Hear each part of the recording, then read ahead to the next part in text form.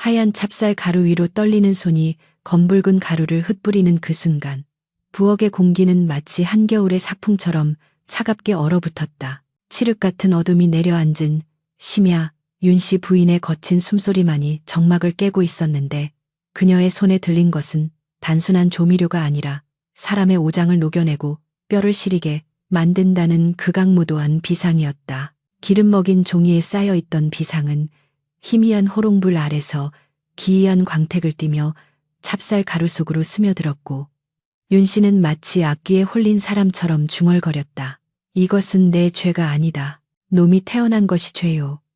놈이 내 아들의 앞길을 막고 서 있는 것이 죄일 뿐이다. 그녀는 떨리는 손을 진정시키려 애쓰며 반죽물을 부었는데 물이 닿자 하얀 가루와 검붉은 독이 뒤섞이며 마치 피고름 같은 탁한 색을 띠었다가 이내 다시 뽀얀 떡 반죽의 색으로 돌아오니 그 모습이 기가 막히게 섬뜩하면서도 아름다워 윤씨의 입가에는 비릿한 미소가 번졌다. 부뚜막 아궁이에서 타오르는 장작불은 이미 사그라들어 붉은 숯만 남았건만 윤씨의 이마와 등줄기에는 식은땀이 비오듯 흘러내리고 있었다.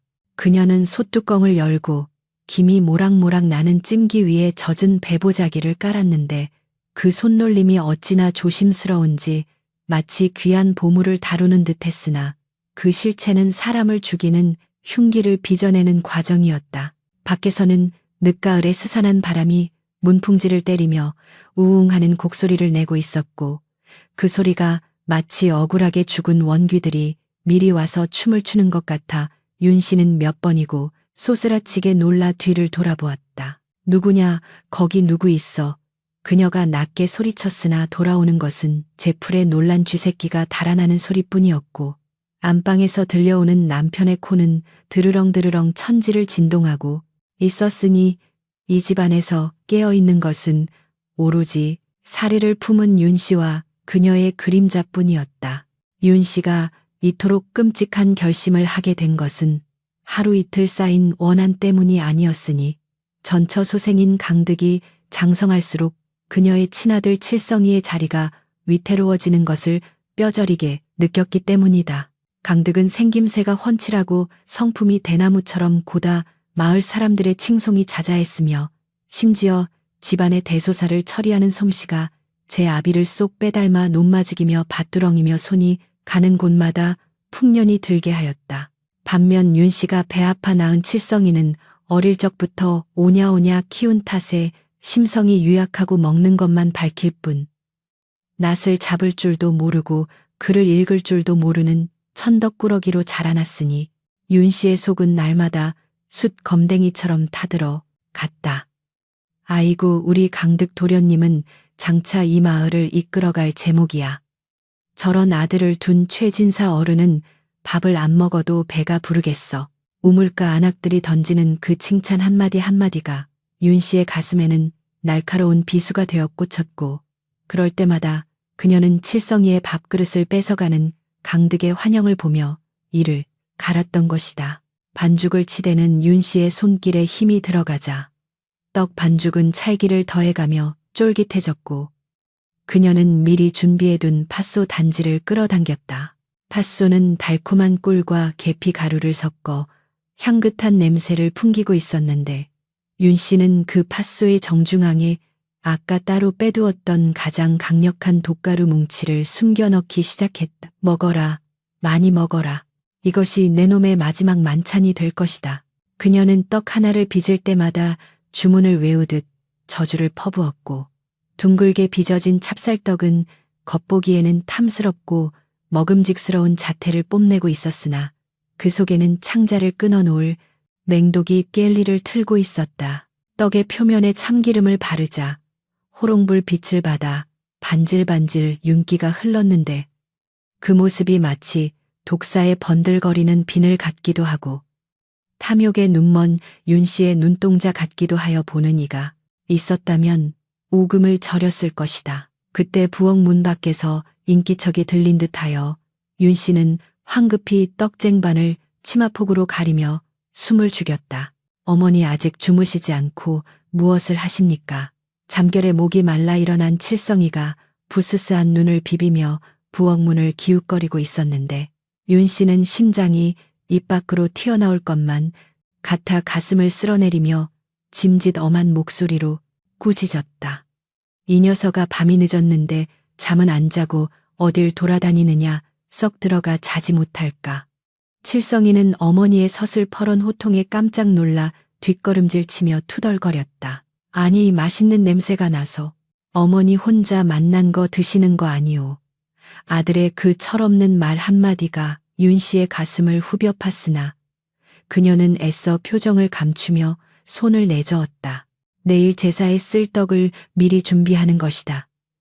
부정탄다. 어서 들어가거라.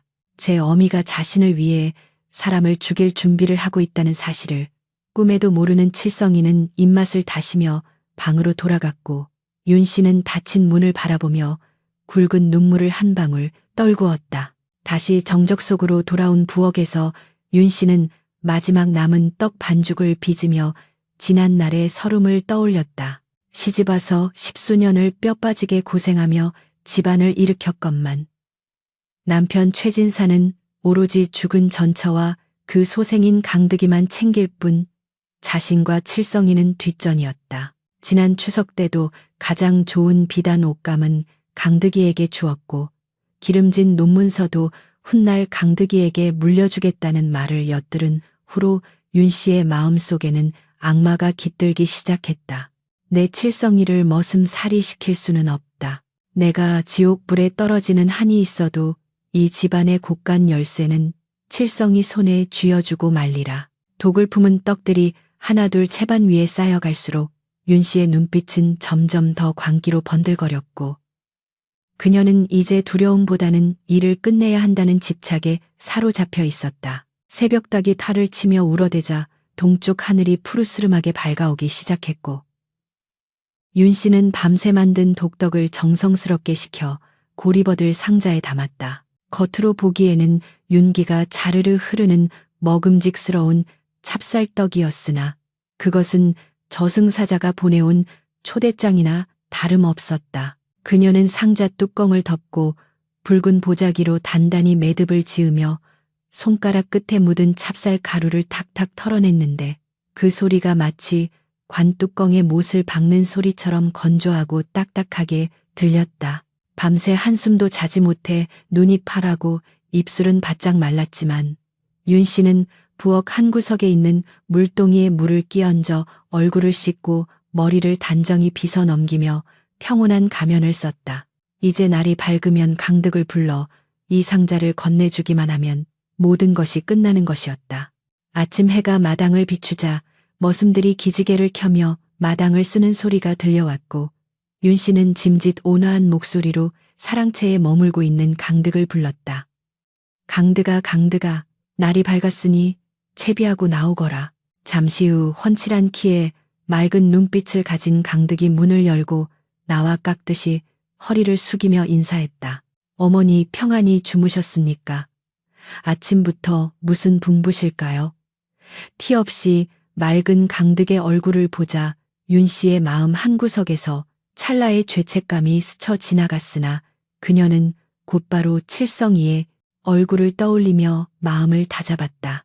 오냐 다름이 아니라 저 너머 고개 넘어 사는 외당숙 댁에 다녀와야겠다. 지난번 약재를 보내주신 답례를 해야 하는데 마침 내가 정성껏 떡을 좀 빚었으니 네가 수고스럽더라도 다녀오거라. 그녀는 보자기 꾸러미를 강득의 앞에 내밀며 손끝을 파르르 떨었다. 강득은 조금의 의심도 없이 환하게 웃으며 그 죽음의 꾸러미를 받아들었다. 예, 어머니. 마침 오늘은 농사일도 한가하니 얼른 다녀오겠습니다. 외당숙 어른께서 떡을 좋아하시니 기뻐하시겠군요. 그 순박한 모습에 윤 씨는 마른 침을 꿀꺽 삼키며 덧붙였다. 길이 멀고 험하니 가다가 배가 고프거든 참지 말고 꺼내 먹거라.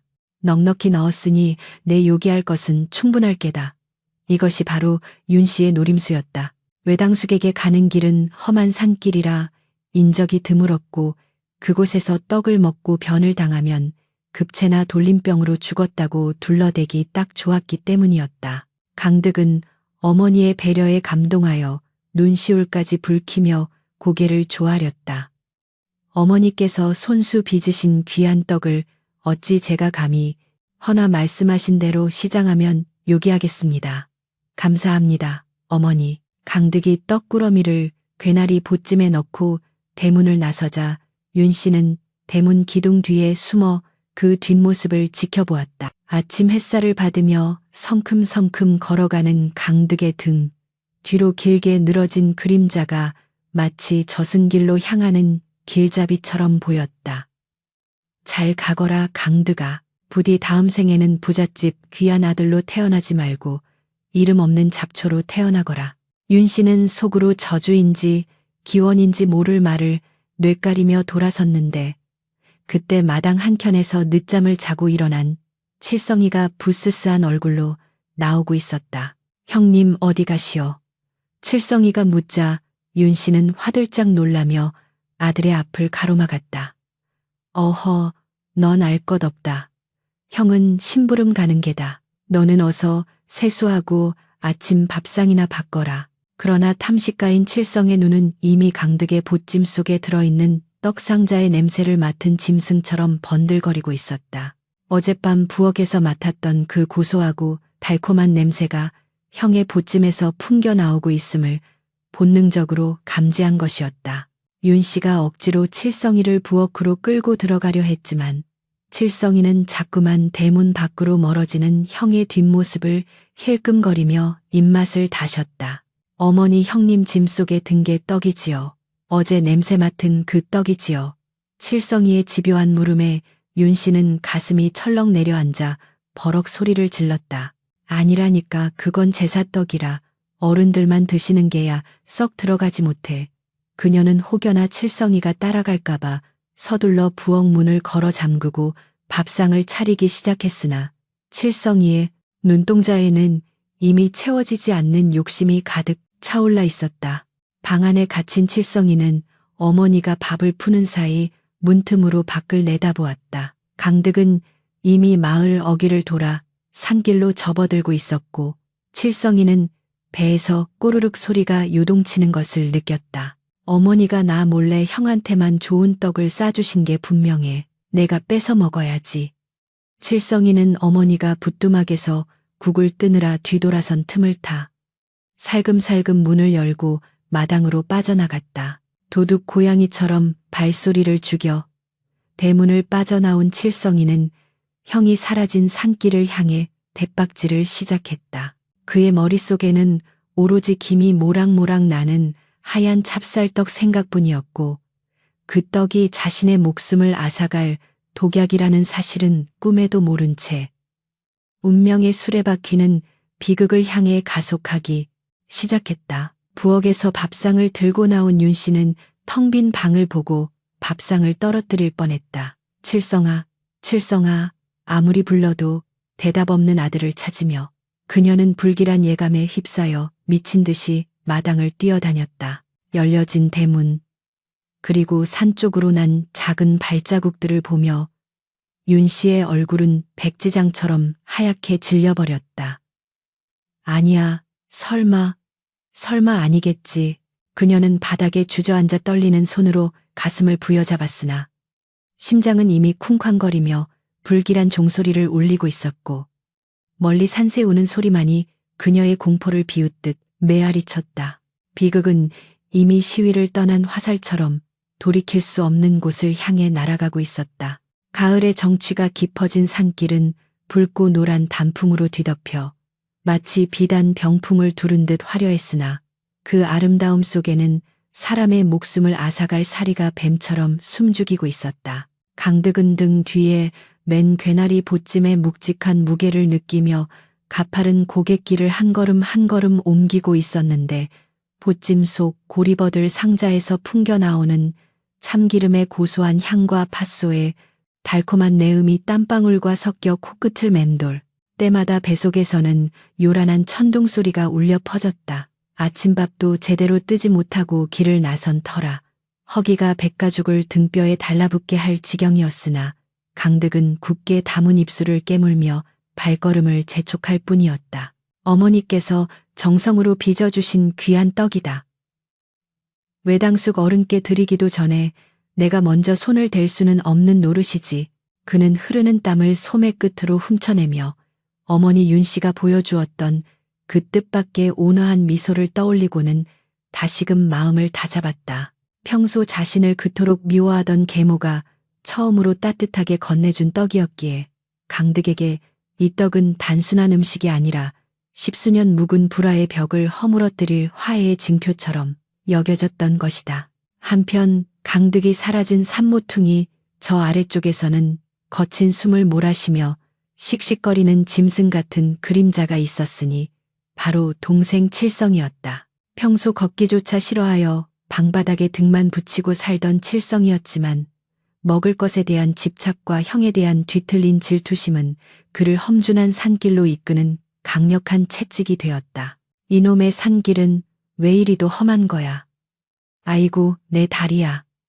칠성은 돌부리에 걸려 넘어질 뻔하면서도 형의 뒷모습을 놓치지 않으려 눈에 불을 켰다. 그의 눈에는 아름다운 단풍도 맑은 계곡물도 보이지 않았고 오로지 형의 등 뒤에 매달린 그 보찜만이 보름달처럼 거대하게 보일 뿐이었다. 어머니도 참 야속하시지. 나한테는 주지도 않던 그 맛난 찹쌀떡을 형놈한테만 싸주시다니. 내가 기필코 뺏어 먹고 말 테다. 칠성의 머릿속은 온통 하얗고 쫄깃한 떡을 한 입 베어 물었을 때 터져 나올 달콤한 팥소 생각으로 가득 차 있었고 그 욕망은 이성이 들어설 자리를 조금도 남겨두지 않았다. 태양은 어느덧 중천에 솟아올라 정수리를 뜨겁게 달구었고 강득은 고개 중턱에 있는 커다란 느티나무 아래 잠시 멈춰섰다. 다리가 퉁퉁 붓고 목이 타들어가 더 이상 걷기가 힘들었기 때문이었다. 그는 보찜을 조심스럽게 내려놓고 옆에 흐르는 맑은 계곡물로 다가가 두 손을 모아 물을 떠마셨는데 그 시원한 물줄기가 목구멍을 타고 내려가자 정신이 번쩍 드는 듯했다. 물을 마신 후 강득의 시선은 자연스레 보찜 속 떡상자로 향했다. 어머니 윤 씨가 가다가 배가 고프면 꺼내 먹거라라고 했던 당부가 귓가에 맴돌았다.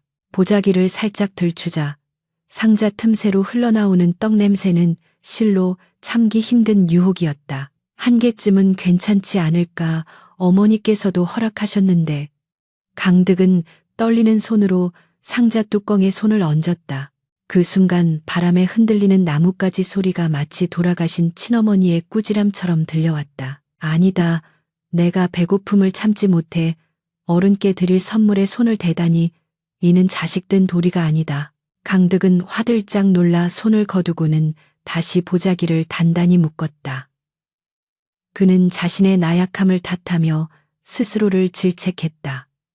이 떡은 어머니가 외당숙께 보내는 마음이다. 그 마음이 온전히 닿도록 하는 것이 심부름꾼인 나의 임무일진데 내 어찌 짐승처럼 식탐을 부리겠는가.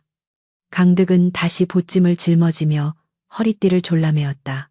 배고픔은 물 한 모금으로 달래고 정신은 효심으로 무장한 채 그는 다시 험한 산길을 오르기 시작했다. 그의 맑은 눈동자는 흔들림이 없었으나 그 굳건한 결심이 도리어 자신의 목숨을 구하고 있다는 사실은 꿈에도 모른 채 오로지 목적지를 향해 묵묵히 걸음을 옮길 뿐이었다. 그 모습을 멀찌감치 떨어진 덤불숲 뒤에서 지켜보던 칠성은 입맛을 다시며 분통을 터뜨렸다. 저 멍청한 형놈 먹으라고 싸준 걸 왜 안 먹고 도로 싸매는 거야. 혼자 가서 몰래 다 처먹으려고 저러는 게 분명해. 칠성의 눈에는 형의 효심이 보이지 않았고 오로지 자신 목까지 독차지하려는 욕심쟁이의 모습으로만 왜곡되어 보였다. 자신의 마음이 삐뚤어져 있으니 세상 모든 것이 삐뚤어 보일 수밖에 없는 노릇이었다. 칠성은 배에서 요동치는 꼬르륵 소리를 주먹으로 꾹꾹 누르며 형이 다시 출발하자마자 살쾡이처럼 몸을 낮추고 그 뒤를 밟았다. 나뭇가지에 얼굴이 긁히고 가시덤불에 옷이 찢겨나갔지만 칠성의 눈동자는 먹잇감을 노리는 맹수처럼 형형하게 빛나고 있었다.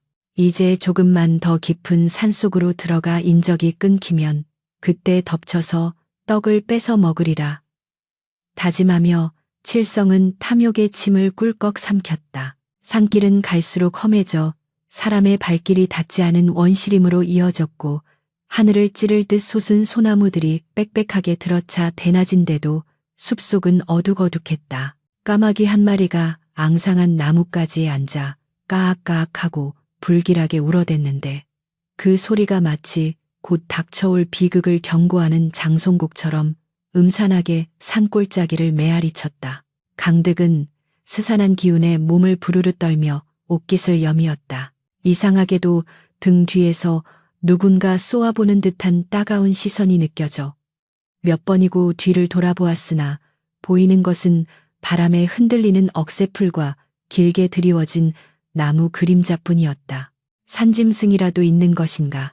서둘러야겠구나. 강득은 불안감을 떨치기 위해 발걸음을 재촉했으나 그의 뒤를 쫓는 것은 산짐승보다 더 무서운 인간의 탐욕이었다. 칠성은 형과의 거리가 점점 좁혀지자 회심의 미소를 지었다. 이제 고개 하나만 더 넘으면 인가가 전혀 없는 깊은 골짜기였다. 그의 머릿속 시나리오는 완벽했다. 형이 지쳐서 쓰러지거나 잠시 쉴 때 몰래 다가가 떡상자를 낚아채 도망치는 것이었다. 형은 워낙 착해 빠졌으니 동생이 배고파서 먹었다고 하면 뭐라 못하겠지. 어머니한테는 비밀로 하면 그만이고 칠성은 죄책감 따위는 안중에도 없었고 오로지 혀끝에 감돌 달콤한 맛을 상상하며 희열을 느끼고 있었다. 그러나 그가 훔치려는 것이 단순한 떡이 아니라 제 어미가 형을 죽이기 위해 빚어낸 맹독이라는 사실을 알았더라면 과연 그는 그토록 필사적으로 형을 쫓았을까? 운명의 신은 잔인하게도 진실을 감춘 채 두 형제를 파멸해 구렁텅이로 몰아넣고 있었다. 한참을 걷던 강득은 숨이 턱 밑까지 차오르자 다시금 걸음을 멈추고 땀을 닦았다. 이번에는 아까보다 훨씬 깊은 산중이었고 주위에는 기이하게 생긴 바위들이 병풍처럼 둘러쳐져 있었다. 강득은 바위에 걸터 앉아 보찜을 내려놓고 잠시 눈을 감았다. 바람소리, 물소리, 새소리가 어우러져 고요한 평화를 만들어내고 있었으나 강득의 마음속 한구석에는 설명할 수 없는 불안감이 밀리를 틀고 있었다. 그것은 마치 폭풍우가 몰아치기 전의 고요함과도 같았고 보이지 않는 끈이 자신의 목을 서서히 조여오는 듯한 답답함이었다. 그는 무의식적으로 떡 상자를 어루만지며 중얼거렸다. 어머니 이 떡을 드시고 외당수께서 기뻐하시면 저도 어머니께 효도한 셈이 되겠지요. 부디 저를 미워하지 마시고 칠성이와 저를 똑같이 거두어 주십시오. 허공에 흩어지는 그의 독백은 너무나도 애절하여 듣는 이의 가슴을 저미게 만들었다. 바로 그 순간 바위 뒤편에 숨어있던 칠성이 기회를 포착했다. 형이 눈을 감고 쉬는 틈이야말로 하늘이 준 기회였다. 칠성은 숨소리조차 죽인 채 살금살금 다가갔다. 그의 눈은 형의 얼굴이 아닌 오로지 형의 무릎 위에 놓인 보찜에만 고정되어 있었다. 심장이 쿵쾅거려 갈비뼈를 부수고 나올 것만 같았지만 식탐은 공포를 압도했다. 지금이다 저것만 있으면 배 터지게 먹을 수 있어. 칠성의 손이 보찜을 향해 뻗어나가는 순간 숲속의 정막을 깨고 날카로운 바람이 휙 하고 불어와 나뭇잎들이 우수수 떨어져 내렸다. 마치 산신령이 이 어리석은 동생의 행동을 막으려는 듯한 기세였으나 이미 욕망의 노예가 된 칠성에게는 그 어떤 경고도 통하지 않았다. 강득은 갑자기 불어온 찬바람에 눈을 번쩍 떴다. 그러나 그의 눈앞에 펼쳐진 광경은 믿을 수 없는 것이었다. 텅 빈 숲이어야 할 곳에 집에 있어야 할 동생 칠성이가 귀신처럼 서 있었던 것이다. 땀범벅이 된 얼굴 흙투성이인 옷, 그리고 무엇보다 광기 어린 눈빛으로 자신의 보찜을 노려보고 있는 동생의 모습에 강득은 소스라치게 놀라 벌떡 일어났다. 칠성아, 네가 여긴 어인일이냐? 아니, 언제부터 나를 따라온 것이냐? 강득의 목소리는 당황과 놀라움으로 떨리고 있었으나 칠성은 대답 대신 희죽 웃으며 형에게 한 발짝 더 다가섰다. 그 웃음은 형제가 나누는 반가움의 웃음이 아니라 먹잇감을 앞에 둔 포식자의 섬뜩한 미소였다. 형님 혼자만 맛있는 거 먹으러 가니 줬소. 나도 좀 주시오. 그 떡 나도 좀 먹자고 칠성의 고함 소리가 산골짜기를 울리며 비극의 서막을 알리는 종소리처럼 퍼져나갔다. 강득은 칠성의 기세에 눌려 뒷걸음질 쳤지만 본능적으로 보찜을 등 뒤로 숨겼다. 이놈아, 이건 외당숙 어른께 드릴 선물이다. 네가 함부로 손댈 물건이 아니란 말이다. 강득이 엄하게 꾸짖었지만 이미 눈이 뒤집힌 칠성에게는 형의 말이 들리지 않았다. 거짓말 마.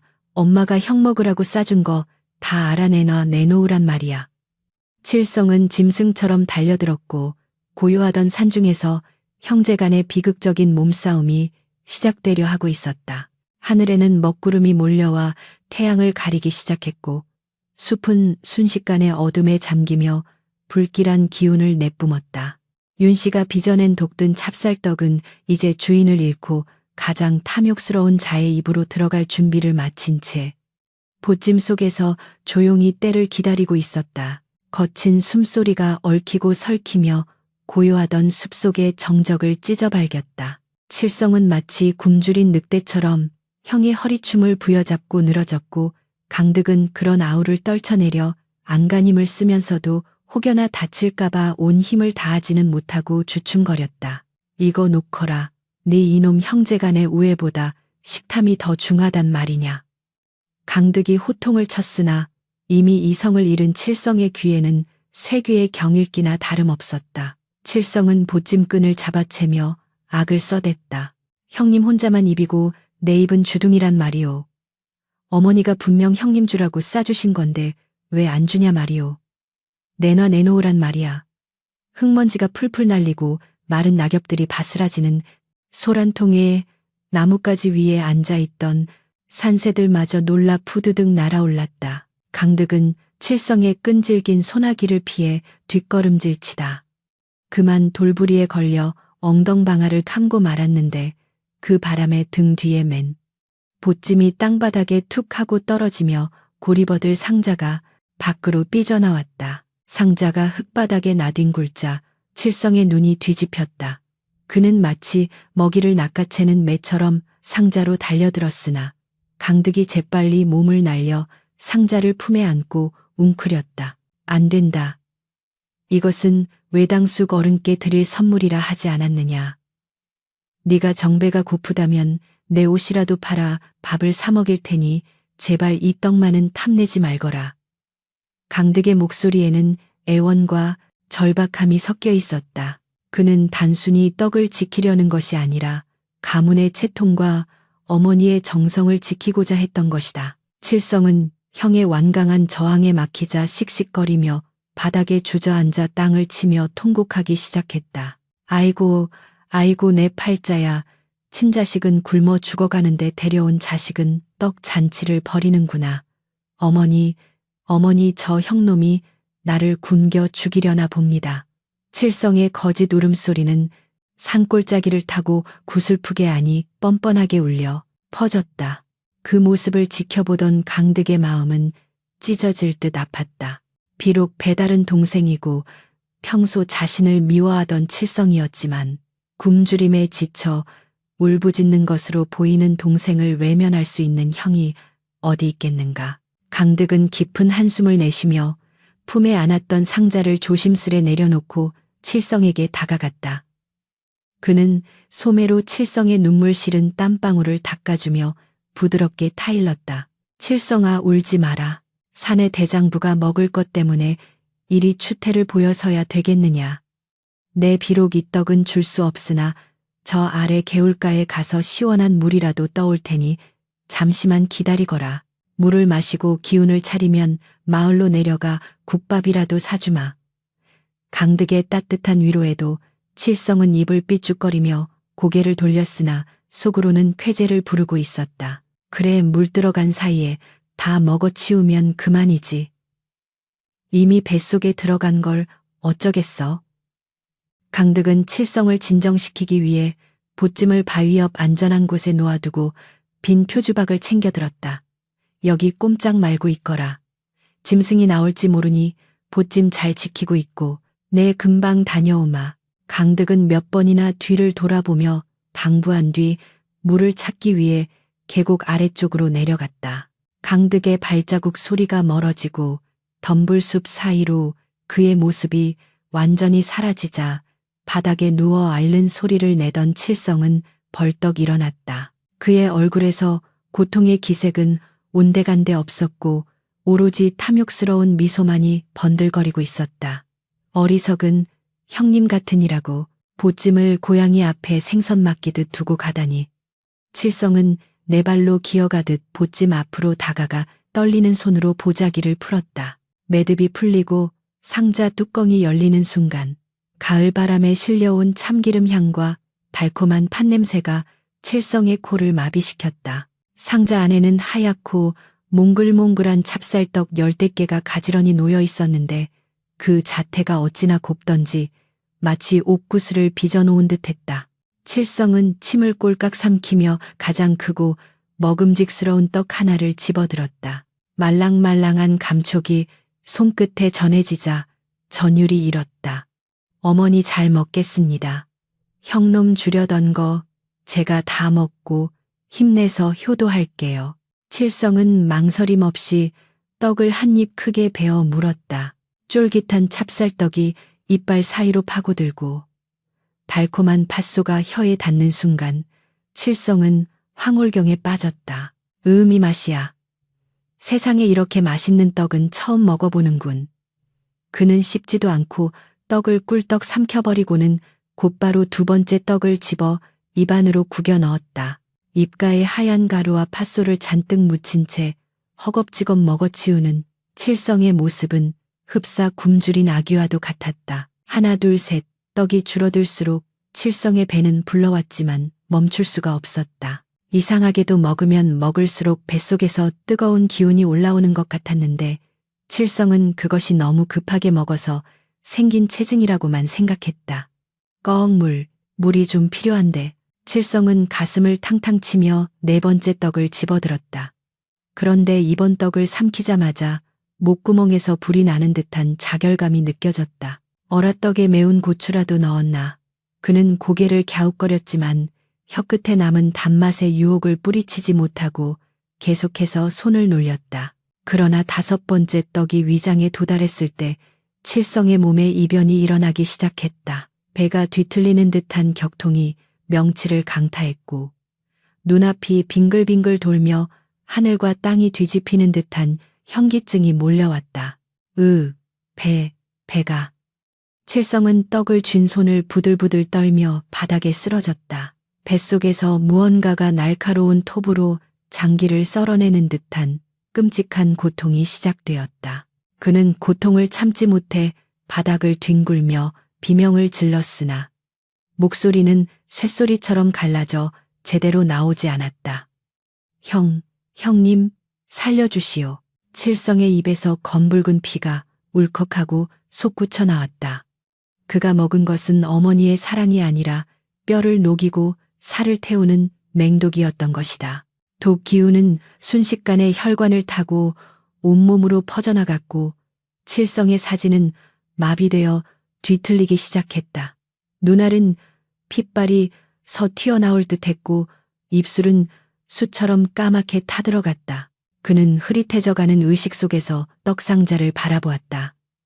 여전히 탐스럽게 빛나는 하얀 떡들이 마치 악마의 눈동자처럼 그를 비웃고 있는 듯했다. 그 시각 계곡 아래에서 시원한 물을 표주박 가득 담은 강득은 서둘러 산길을 되짚어 올라오고 있었다. 칠성이가 목이 많이 마를 텐데 조금만 참거라. 그는 혹여나 물이 쏟아질까 조심하며 발걸음을 재촉했다. 형으로서 동생을 챙겨야 한다는 책임감에 발걸음은 가벼웠으나 왠지 모르게 가슴 한구석이 서늘해지는 것을 느꼈다. 숲의 새들이 울음을 멈추고 바람조차 숨을 죽인 듯한 기묘한 정막이 감돌고 있었다. 강득이 바위 너머로 칠성이 기다리고 있을 장소에 다다랐을 때 그의 눈에 들어온 광경은 세상이 무너지는 듯한 충격이었다. 보찜은 풀어헤쳐져 있고 떡 상자는 엎어려 떡들이 흙바닥에 뒹굴고 있었으며 그 옆에는 칠성이가 처참한 몰골로 쓰러져 몸을 비틀고 있었던 것이다. 칠성아, 강득은 들고 있던 표주박을 내던지고 미친 듯이 달려갔다. 칠성의 상태는 생각보다 훨씬 심각했다. 입가에는 검은 피거품이 부글거리고 있었고 손톱은 땅을 긁어 피투성이가 되어 있었다. 강득은 칠성을 끌어안으며 울부짖었다. 이게 무슨 일이냐? 떡이 목에 걸린 것이냐? 정신 차려라. 칠성아. 강득은 칠성의 등을 두드리고 입안에 이물질을 빼내려 했으나 칠성의 몸은 이미 불덩이처럼 뜨거워져 있었다. 그때 강득의 눈에 뒹구는 떡들이 들어왔다. 반쯤 베어먹다 남은 떡의 단면에서 기이한 검붉은 가루가 보였고 그 냄새를 맡는 순간 강득의 머릿속에 번개 같은 깨달음이 스쳤다. 독이었다. 그것도 사람을 즉사시킬 수 있는 맹독인 비상냄새가 진동하고 있었다. 도독이라니, 어머니께서 싸주신 떡의 독이라니. 강득은 자신의 눈을 의심하며 부들부들 떨었다.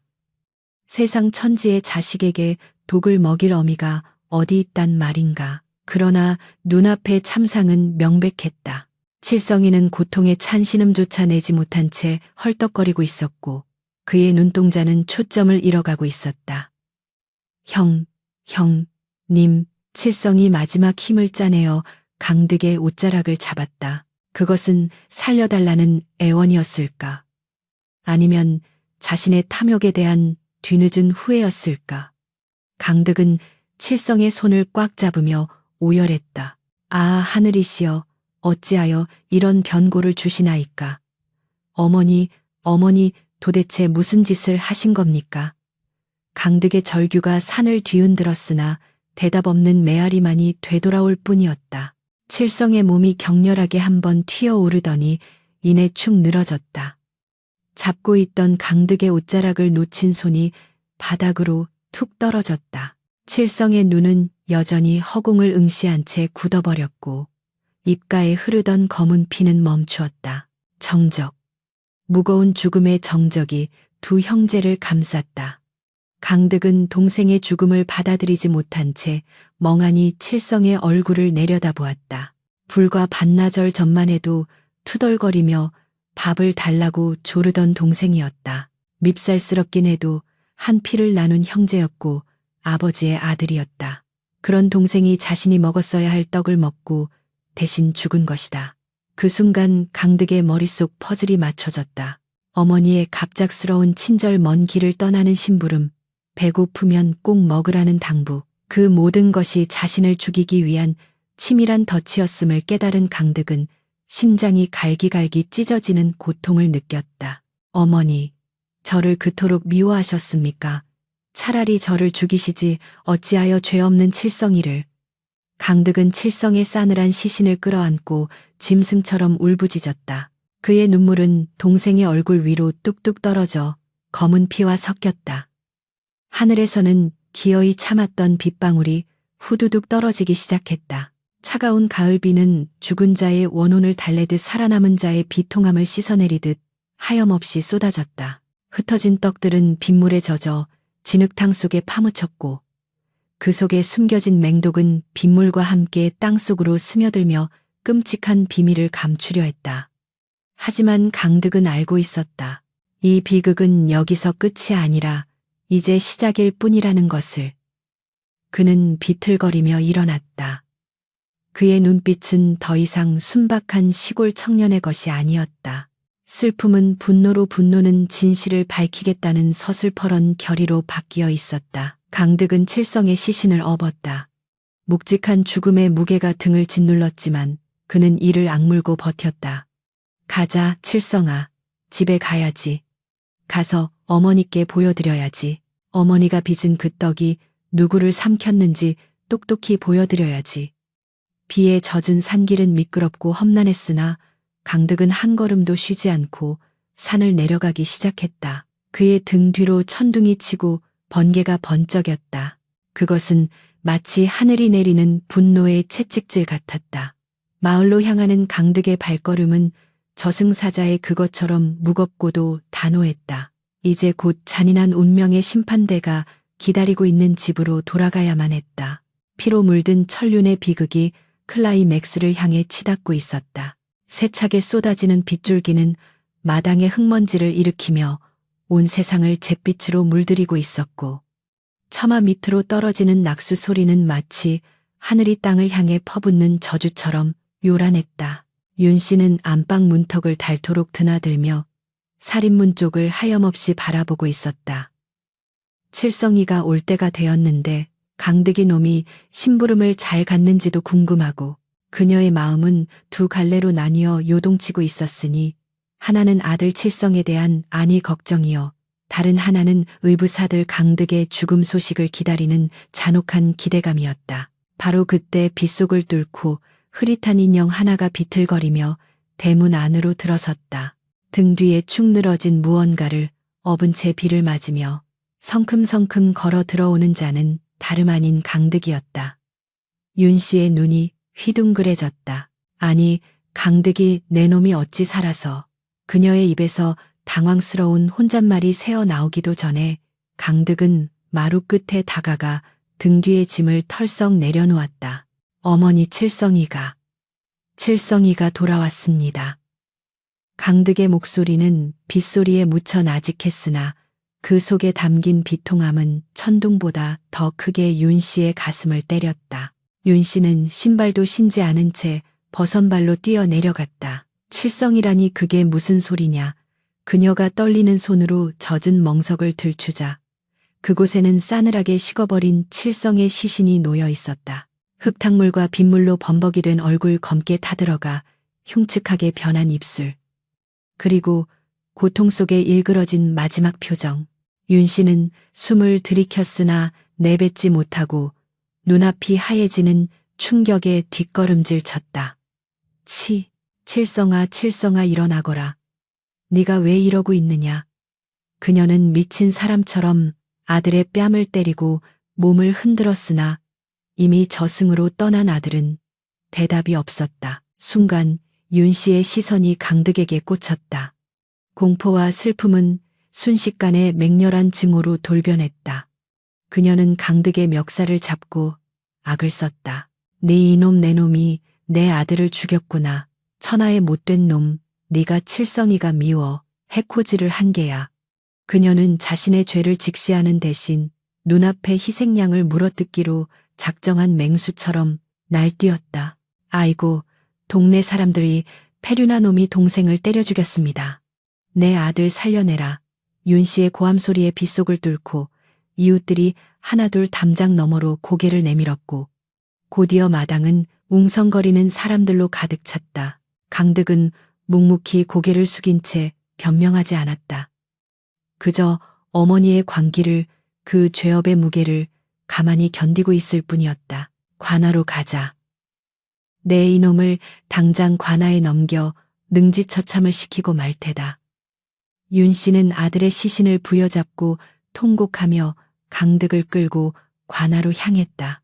고을 원님이 주재하는 동원의 마당은 팽팽한 긴장감으로 감돌았다. 사또는 엄숙한 표정으로 형틀 앞에 무릎 꿇린 강득과 그 옆에서 머리를 풀어헤치고 울부짖는 윤 씨를 내려다보았다.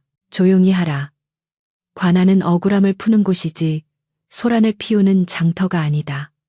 사또의 호령에 윤 씨는 울음을 뚝 그치고 바닥에 머리를 놨으며 읍소했다. 사또 나으리, 저 천하의 죽일 놈이 제 친동생을 독살하였습니다. 배다른 형이라고 평소에도 칠성이를 구박하더니 기어이 산속으로 유인하여 독을 먹여 죽였습니다요. 부디 저놈의 목을 베어 제 아들의 원혼을 달래주십시오. 그녀의 말은 청산유수였고 듣는 이로 하여금 강득을 천인공노할 살인마로 여기게 만들기에 충분했다. 사또는 날카로운 눈빛으로 강득을 쏘아보았다. 죄인은 듣거라.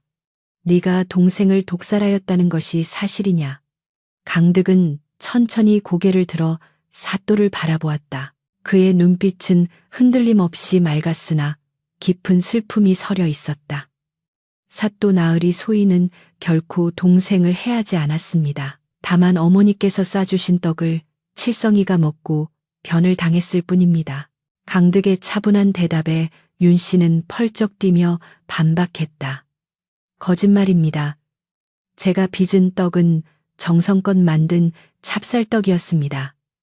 저놈이 칠성이를 죽이려고 몰래 독을 탄 것이 분명합니다.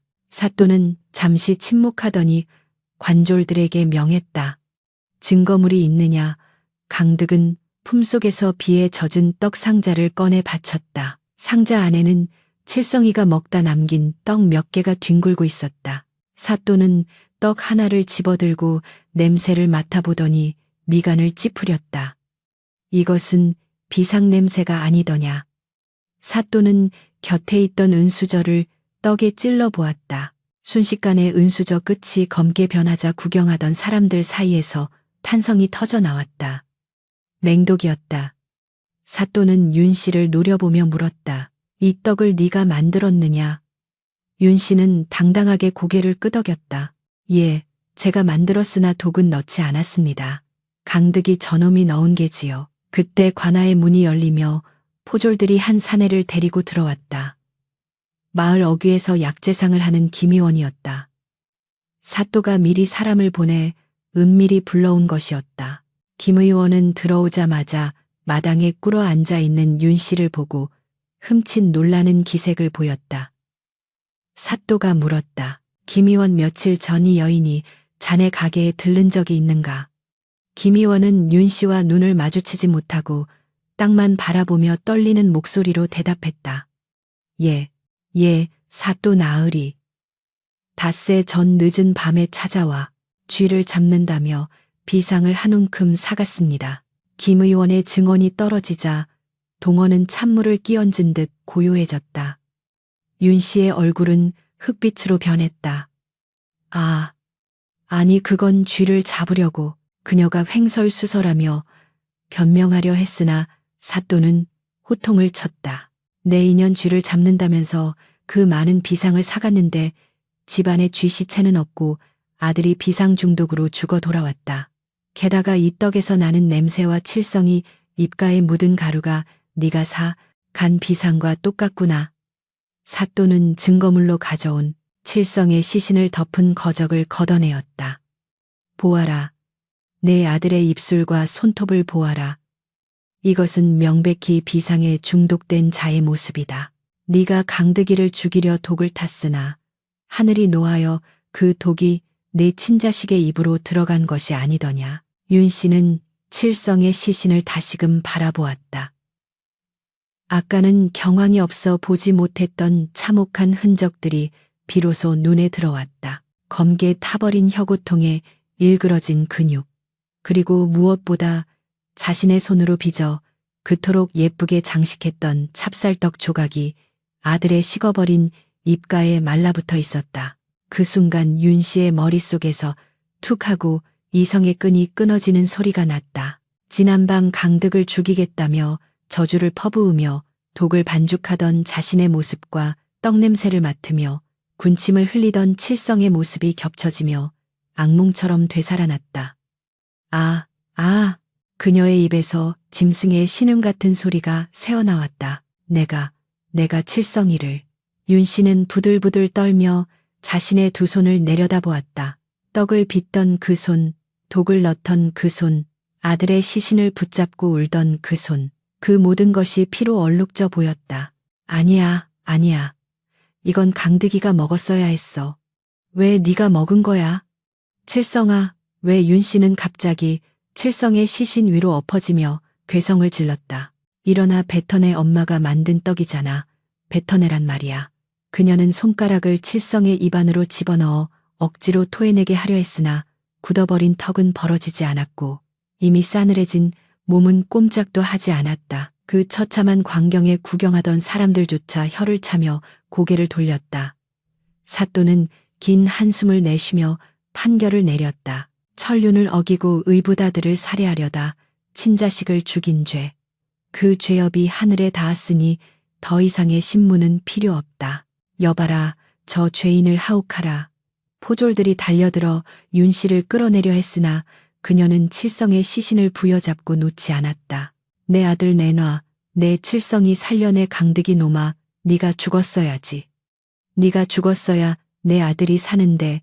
윤 씨의 절규는 이제 말이 아닌 악귀의 비명처럼 들렸다.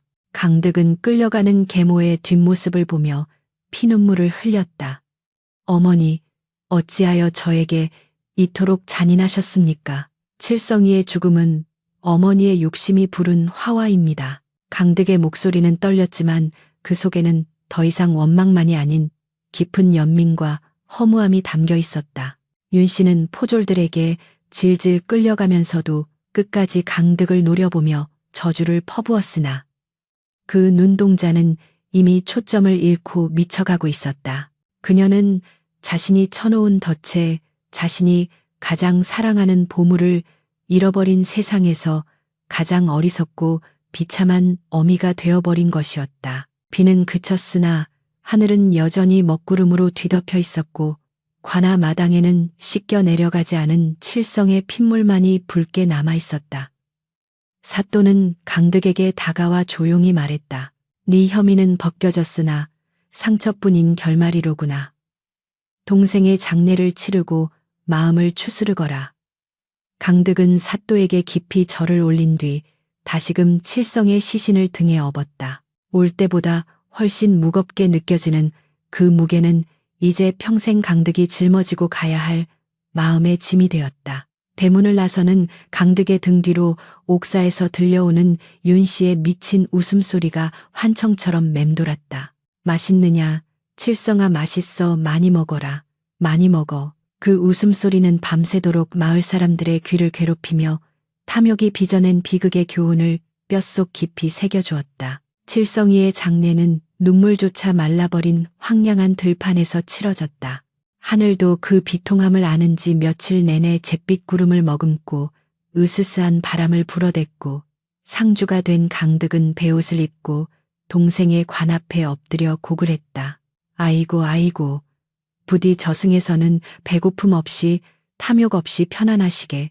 그의 곡소리는 가슴 깊은 곳에서 우러나오는 참회와 연민의 울림이었으나 그 자리에 함께 있어야 할 어미 윤 씨의 모습은 보이지 않았다. 그녀는 차가운 옥사에 갇혀 칠성이의 이름을 부르며 벽을 긁어대고 있었으니 산자와 죽은 자 그리고 갇힌 자 모두가 지옥 속에 있는 것과 다름없었다. 설상가상으로 병석에 누워있던 부친 최진사마저 집안의 비극을 전해 듣고는 피를 토하며 혼절하더니 칠성의 사무제가 끝나기도 전에 시름시름 앓다 세상을 떠나고 말았다. 한 줌의 욕심이 불러온 화마가 집안의 기둥뿌리마저 송두리째 뽑아버린 것이다. 강득은 졸지에 아우와 아버지를 모두 잃고 계모마저 죄인의 신분으로 잃은 채 홀로 넓은 기와집에 남게 되었다. 사람들은 강득이 이제 모든 재산을 독차지했으니 속으로 쾌재를 부를 것이라 수근거렸지만 강득의 얼굴에는 그늘만이 깊게 드리워져 있었다. 그는 아버지가 남긴 논문서와 반문서를 보며 긴 한숨을 내쉬었다. 이 종이 쪼가리가 무엇이관데 혈육이 서로를 죽이고 원수가 되었단 말인가.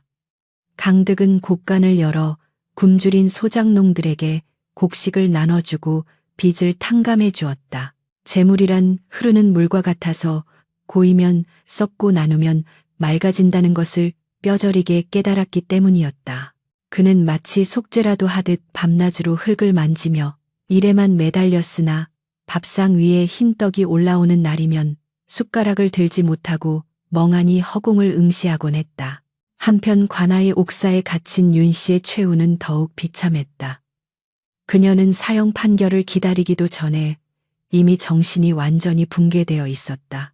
간수들이 넣어주는 밥그릇을 보며 그녀는 소스라치게 놀라 뒷걸음질 치곤 했다. 안 돼. 먹지마 독이야. 독이 들었어. 그러다가도 허공을 향해 손을 뻗으며 애처롭게 중얼거렸다. 칠성아, 엄마가 떡 빚어줄까? 꿀 많이 넣고 팥소 듬뿍 넣어서. 엄마는 안 먹어도 돼. 우리 칠성이 다 먹어. 그녀는 간방에 지푸라기를 모아 떡 모양으로 빚는 시넷을 하며 밤새도록 괴기스러운 웃음을 흘렸. 차가운 돌바닥 위에서 뼈만 앙상하게 남은 그녀는 결국 칠성이가 죽은 지 꼬박 100일이 되던 날 싸늘한 주검으로 발견되었다. 그녀의 손에는 지프로 만든 떡 모양의 뭉치가 쥐어져 있었고 눈은 감지 못한 채 허공을 노려보고 있었다고 전해진다. 탐욕의 화신이었던 여인의 마지막은 그토록 쓸쓸하고 허망했다. 계절은 흘러 어느덧 다시 가을이 돌아왔다. 산천은 작년 그날처럼 붉은 단풍으로 물들었고 바람에는 어김없이 스산한 기운이 실려왔다. 강득은 정성스럽게 빚은 하얀 찹쌀떡과 술병을 들고 산비탈, 양지 바른 곳에 마련된 가족 묘지를 찾았다. 아버지의 무덤 옆에 나란히 자리한 칠성의 무덤, 그리고 그 조금 떨어진 곳에 초라하게 자리 잡은 윤 씨의 무덤. 비록 죄인이었으나 거두어 줄이 없는 계모를 차마 외면할 수 없어 강득이 거두어 묻어준 것이었다. 무덤가에는 개망초꽃이 흐드러지게 피어 바람에 흔들리고 있었다. 강득은 칠성의 무덤 앞에 상을 차리고 술을 따랐다. 칠성아 형 왔다. 1년이 지났구나. 강득은 묘비석을 어루만지며 나직이 속삭였다. 그때 내가 너에게 떡을 양보했더라면, 아니, 애초에 그 떡을 내가 먹어버렸더라면 너는 살았을까? 아니면 어머니의 뜻대로 내가 죽고 네가 이 자리에 서 있었을까? 부질없는 가정이었으나 강득의 가슴속 응어리는 여전히 풀리지 않고 있었다. 그는 가져온 찹쌀떡 접시를 칠성의 상석에 올렸다. 이번에는 독이 없는 순수한 찹쌀과 꿀로만 빚은 떡이었다. 많이 먹거라. 이제는 배 아파하지 말고 체하지도 말고 마음껏 먹거라. 강득의 눈에서 뜨거운 눈물이 툭 떨어져 무덤 앞에 흙을 적셨다. 이어 강득은 윤 씨의 무덤으로 발걸음을 옮겼다. 잡초가 무성한 봉부는 그녀의 생전 업보처럼 황량해 보였다. 강득은 낫으로 잡초를 베어내고 술 한 잔을 올렸다. 어머니, 저를 죽이고 싶을 만큼 미워하셨던 그 마음, 이제는 거두셨습니까? 저승에서는 부디 욕심도 미움도 내려놓고 칠성이와 함께 평안하십시오. 강득은 원망 대신 용서를 택했다. 그것은 윤 씨를 위해서가 아니라 살아남은 자신을 위한 선택이었다. 미움이라는 독을 품고 살아가기엔 남은 생이 너무나도 소중했기 때문이다. 바람이 불어와 윤 씨 무덤가에 억새풀이 서걱거리는 소리를 냈다.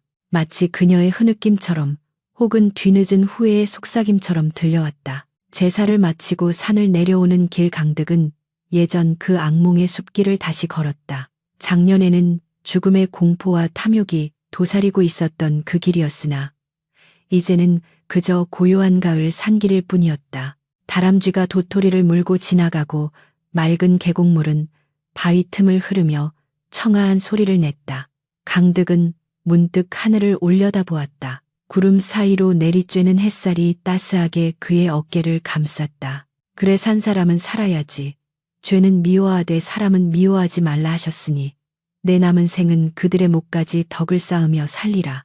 강득의 발걸음은 한결 가벼워졌다. 그의 등 뒤로 길게 늘어진 그림자에는 더 이상 죽음의 무게가 실려 있지 않았다. 세월이 흘러 강득은 마을에서 가장 존경받는 어른이 되었다. 그는 평생 혼자 살며 자식이 없는 이들을 돌보고 배고픈 이에게 밥을 먹이는 일을 게을리하지 않았다. 사람들은 그를 떡보살이라 부르며 칭송했으나 정작 강득은 찹쌀떡을 입에 대지 않았다는 이야기가 전해진다.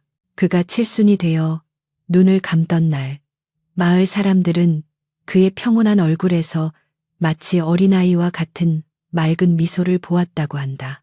아마도 꿈속에서나마 그리던 아우 칠성이와 화해하고 어머니 윤 씨에게 따뜻한 밥 한 끼 대접받는 꿈을 꾸지 않았을까. 강득이 떠난 후 마을에는 기이한 전설 하나가 생겨났다.